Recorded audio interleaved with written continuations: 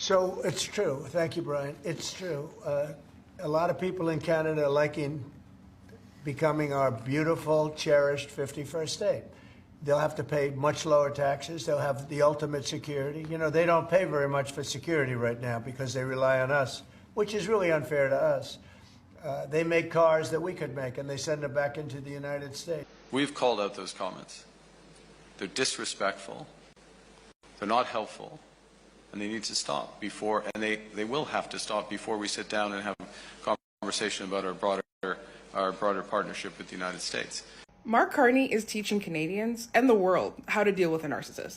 The number one rule of narcissism is they always try to break down your value. They always try to convince you that you're weaker. They're always trying to convince you that you need them, that you wouldn't survive without them. They try to isolate you. They try to break you from your family, your friends, your social networks, your allies.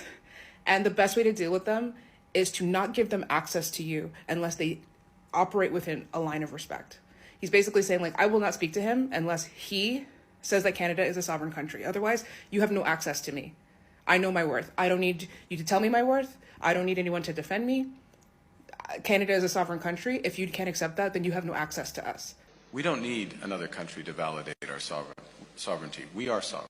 We can diversify our trading relationships, we can build new trading corridors, and we can fully realize what Canada is, which is an energy superpower in both clean and conventional energy, and that's exactly what we're going to do. We are going to get stronger, while those who take trade actions get weaker. Hey everyone, welcome back to my channel. Today I have got some sizzling updates from the political arena that you won't want to miss. So grab your popcorn because things are heating up between Canada's new Prime Minister Mark Carney and the United States President Donald Trump. Let's dive right in. The Liberal Party is going to win now in the next election, most likely.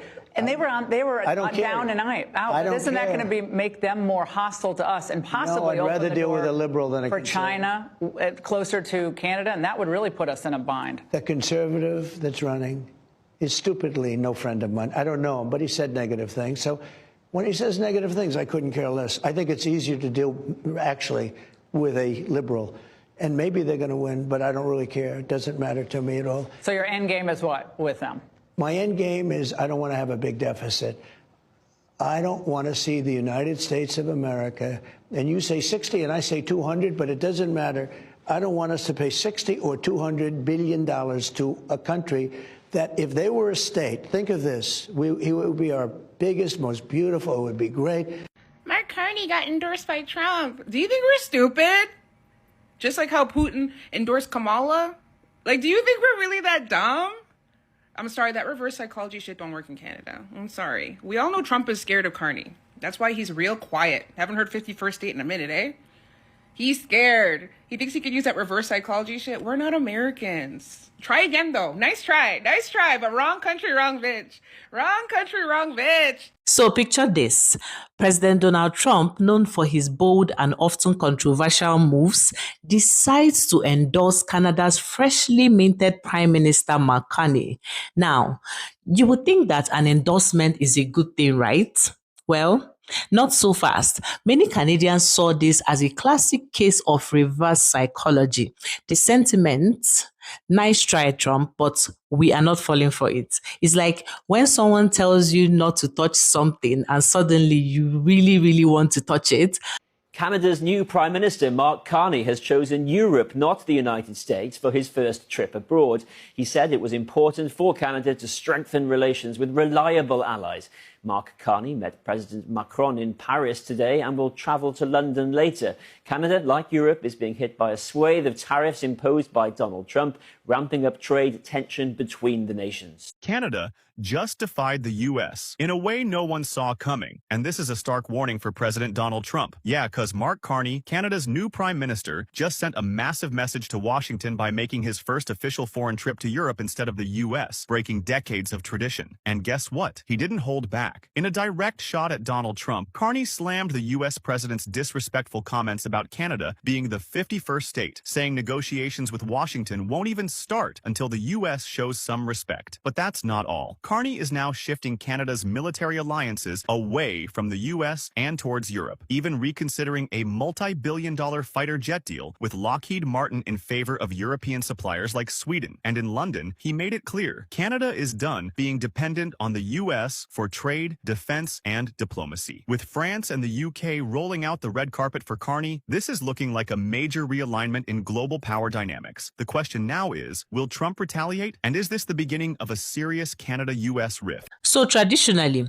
new Canadian prime ministers make their first official visit to the United States, but Carney decided to flip the script. Instead of heading south, he packed his bags for Europe, meeting with leaders like France's Emmanuel Macron and the United Kingdom's Keir Starmer. This move raised quite a few eyebrows. Was it a subtle snub to the United States or a strategic pivot to strengthen ties with reliable allies? In 2023, Canada entered a $19 billion contract with Lockheed Martin to purchase 88 F-35 fighter jets. This is an American company. 16 of those jets have essentially been paid for from what I can find out, and the rest of that contract is outstanding. Those first 16 jets are supposed to be delivered at the beginning of next year, 2026.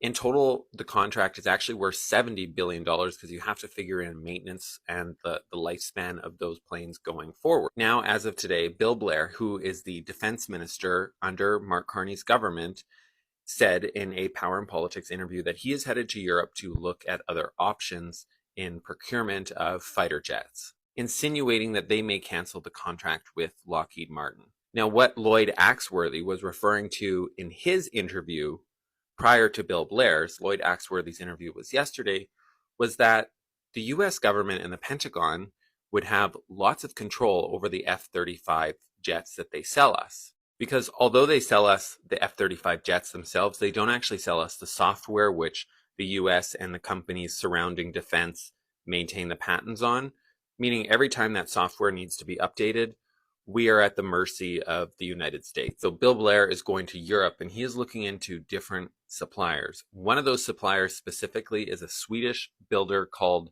Saab Gripen.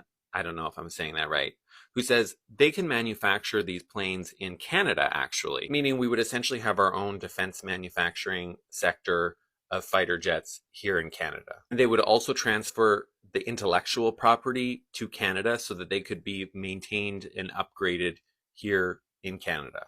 This is one of those foreshadowing moments because governments don't walk back multi-billion-dollar contracts that take years to procure and to set up, unless they have a very good and significant reason to do that. And specifically, I think they are getting information out of the United States, or getting the vibe that they should be very concerned. Either way, it sent a clear message. Canada is looking beyond its neighbor for partnerships. Now, here is where it gets even juicier. What's on the street is that Trump is fuming because Carney hasn't given him a ring since taking office. Imagine waiting by the phone for a call that never comes. Ouch. This lack of communication has reportedly left Trump feeling sidelined, adding another layer to the already frosty relations between the two leaders. Just requested that the Governor General dissolve Parliament and call an election, and she has agreed. But wait, there's more. Prime Minister Carney has announced plans for an early election on April 28th.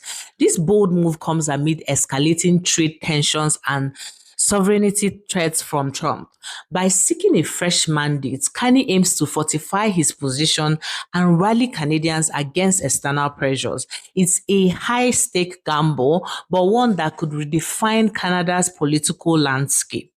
One thing is for sure, Trump's aggressive stance has had an unexpected side effect, a surge in Canadians' nationalism. Instead of cowering, Canadians are standing tall and embracing their identity and rallying behind their leaders. It's a classic case of what doesn't kill you makes you stronger, and Canada is proving just that. The old relationship we had with the United States, based on deepening integration of our economies and tight security and military cooperations, is over. Yesterday, in the latest salvo in his trade war, President Trump again imposed unjustified tariffs on our nation in violation of our existing trade agreements. And our response to these latest tariffs is to fight, is to protect, and to build. We will fight the U.S. tariffs with retaliatory trade actions of our own that will have maximum impact in the United States and minimum impacts here in Canada. Last night, the President of the United States reached out to schedule a call. I appreciate this opportunity to discuss how we can protect our workers and build our economies. I will make clear to the President that those interests are best served by cooperation and mutual respect, including of our sovereignty. It's my solemn promise that when President Trump threatens us again, we will fight back. We will fight back with everything we have to get the best deal for Canada. We will build an independent future for our country stronger than ever. The U.S. Travel Association is now warning of an economic tourism disaster as thousands of Canadians cancel their flights in protest. That's right, Canadian travelers decided to fight back after Trump threatened 25% tariffs on Canada by boycotting travels to the U.S. and canceling all their vacation trips. And according to Canada's largest travel agency, Flight Centre, the huge surge of cancellations even included bucket list and milestone experiences valued at over $10,000. Canada's Prime Minister just said that the era of close ties with the U.S. is over, and he said that America is no longer a reliable partner, with him declaring that, quote, the old relationship we had with the U.S. based on deepening integration of our economies and tight security and military cooperation is over. And this in response to, so much. Of course, it's a response to Trump's constant yapping about Canada becoming a part of the U.S. It's a response to these new tariffs on cars that he says is permanent, and it's a response to the 25% tariff on aluminum and steel imports from Canada, and in addition to the time he imposed a blanket 25% tariff on Canada. Right? And so Canada is now looking to Europe to strengthen the trading relationship. And this apparently has Trump very paranoid and nervous because he tweeted last night at 1:50 a.m., if the European Union works with Canada in order to do economic harm to the USA, large-scale tariffs far larger than currently planned will be placed on them both in order to protect the best friend that each of those two countries has ever had. To which one commenter responded, two things here. One, Trump is clearly an EU federalist by recognizing it as a country. And two, I thought that Canada and other countries were way too reliant on cheating us to do our country any economic harm. And if Canada could physically sever itself from the United States at this point, I think it would. And we can see that in air bookings, which are now down 70%. Right? In April of last year, 1.2 million Canadians visited America via air travel. But this year, it's only going to be 200,000. And the simulation gets worse as the summer goes on. And then tack that on top of international travel to the United States cratering. So, maybe you start sending some thoughts and prayers out to Florida. Okay, so I just came out of Costco. And we were successful. We bought no U.S. products. Even though Costco is an American company, they push back against Trump's DEI policies and are not doing that. So, yay for Costco, yay for us. With the political turbulence south of the border, many Canadians are apprehensive. This sentiment is reflected in recent polls, which shows a shift in favor of the Liberals. According to a recent article in The Guardian, the Liberals are projected to secure a majority government, signaling a major political resurgence from the bleak prospects faced under outgoing Prime Minister Justin Trudeau. So there you have it, a wild wind of political maneuvers, strategic snubs, and national pride. As the story unfolds, one thing is for sure, Canada's political scene is anything but boring. Stay tuned because we'll be bringing you all the latest twists and turns. Don't forget to like, subscribe, and hit that notification bell so you never miss an update. Until next time, keep questioning, keep engaging, and keep thinking critically. So YouTube thinks you will love this video over here. See you in the next video. Over.